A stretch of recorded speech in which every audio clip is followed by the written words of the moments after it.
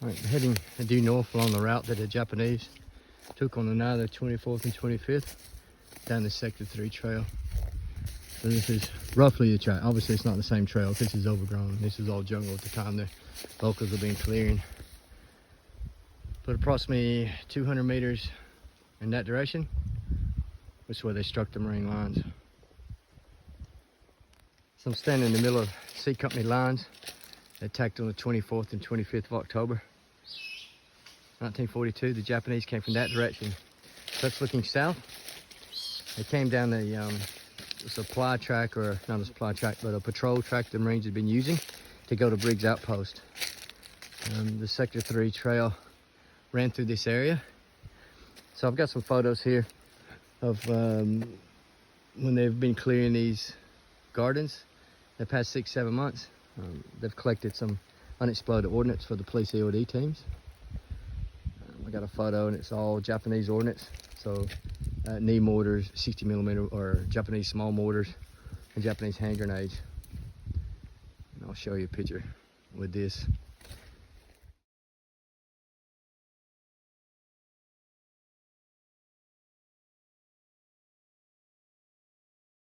So the Japanese would approach in this direction.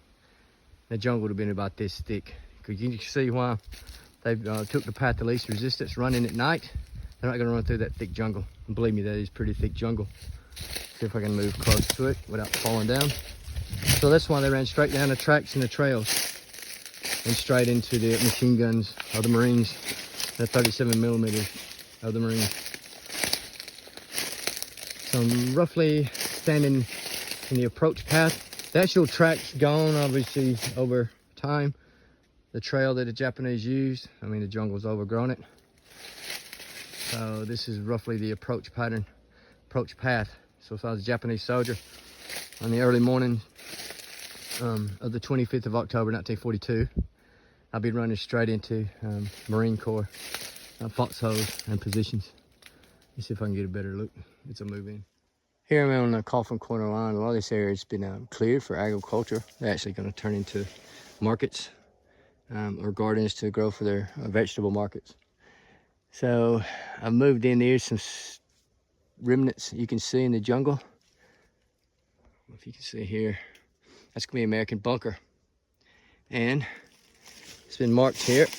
You can always tell. If you look here, pigtail for barbed wire. Another pigtail for barbed wire, especially with these bamboo point saw. We marked them. Oh, I just on a rock. Another pigtail for barbed wire. American line went that way. And the position I'm looking for is in the center of C Company lines that guarded the vital Sector 3 trail. And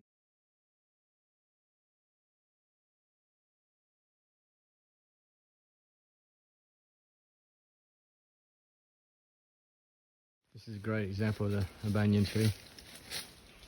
This thing, I'd say, would have been here during the fighting. This is how big these things can get. I'm surprised this thing's still here. This is huge. And I'm standing in the Marine lines at this stage. I was speaking to one veteran. He said they used one of these trees as a first aid post, or behind as a first aid post. It's probably got a bit of lead in it. This is huge.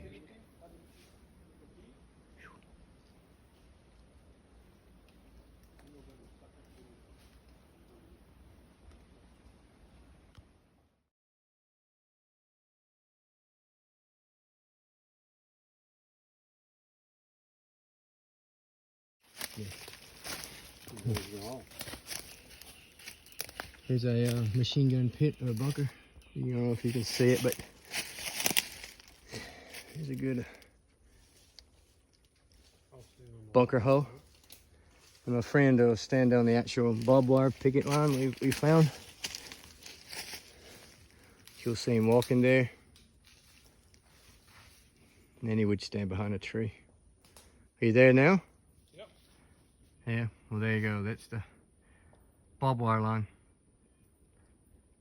And the Marine position, looking toward the Japanese attack from that position there. So I'm in a marine foxhole.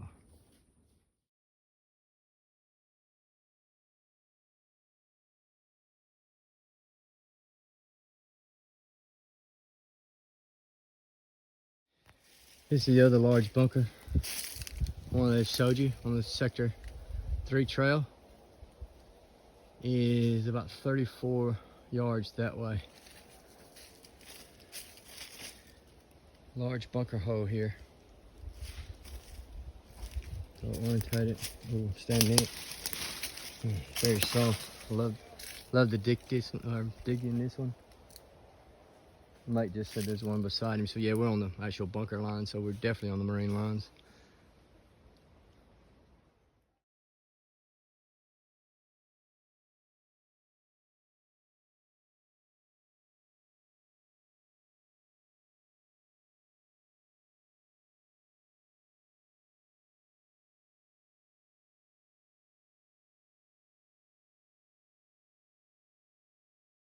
Hope you enjoyed this short video.